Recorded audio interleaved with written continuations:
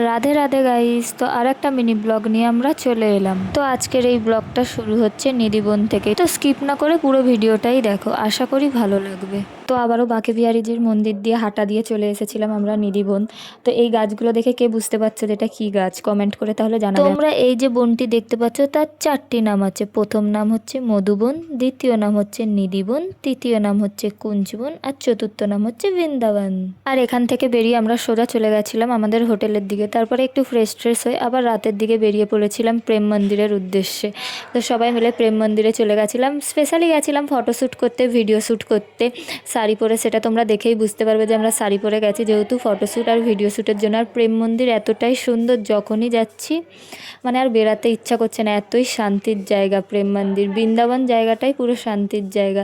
তো এখানে দেখতেই পাচ্ছ আমাদের ছোট রাধারানীকে, ও রাধার ড্রেস পরে চলে এসেছিলো। তারপর আমরা নেক্সট মর্নিংয়ে বেরিয়ে গেছিলাম মথুরার উদ্দেশ্যে। মথুরার বেশি কিছু স্কিপ আমরা নিতে পারিনি, যেহেতু ভেতরে ফোন অ্যালাউ ছিল না। যেইটুকুনি স্কিপ নিতে পেরেছি সেটা তোমরা নেক্সট ভিডিওতে দেখতে পারবে।